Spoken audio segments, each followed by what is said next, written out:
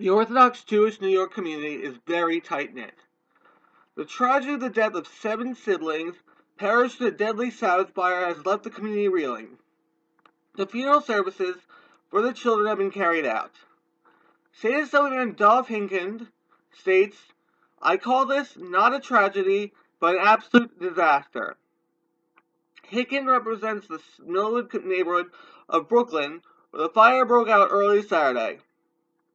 The blaze killed 3 girls and 4 boys ages 5 to 16, also leaving their mother and another child critically injured. Everyone's under shock, Hinkind says. Funerals were carried on March 22nd.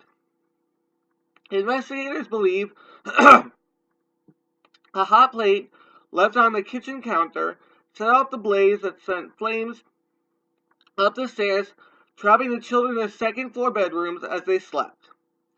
Many religious Jews who observed the Sabbath refrained from working in all forms from sundown Friday to sundown Saturday, including using electricity.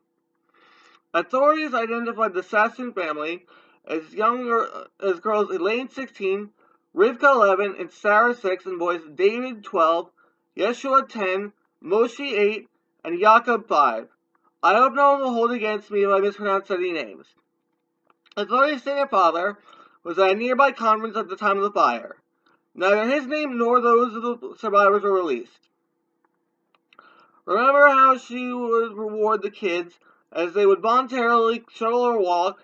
Tearful neighbor Rose Incel says, "They're beautiful little children. It's unbelievable, it doesn't seem possible." Another neighbor, Ajika Abexar, called them an amazing family. "It's very hard," she said as her husband prayed for the Sassoons at a nearby synagogue Saturday night. Fire Commissioner Daniel Negro called it the city's worst fatal fire in recent memory, and Mayor Bill de Blasio, after touring their charred home, called the deadly blaze a tragedy for the family, the community, and for the city. Neighbor Karen Rosenblatt said she called 911 after seeing flames and smelled bellowing from the home. Her husband said he heard what sounded like a young girl scream, help me," she said. Firefighters arrived less than 4 minutes after the 911 call. They discovered the badly burned and distraught mother pleading for help but when they broke into the door, firefighters encountered a raging fire that already spread through the kitchen, dining room, common hall, stairway leading upstairs, and rear bedrooms. The situation is heartbreaking. I'm not familiar with the Jewish community, but my heart goes out to the survivors of the fire. I think anyone can understand a fire, no matter their faith. It is just a universal staple. The big tragedy is that the cause of the fire is related to a religious practice. The family have been loved by all neighbors who are observing the same practice, and it is just a shame. I know this sounds callous, but in my area, firefighters take way longer to arrive and can still save all the lives.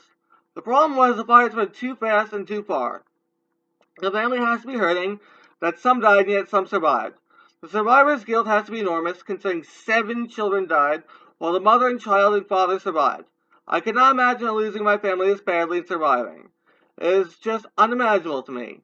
I don't know how to probably express my feelings to the communities, but my condolences go out to Sassoons, their friends, and families, and wish the best for them after this tragedy.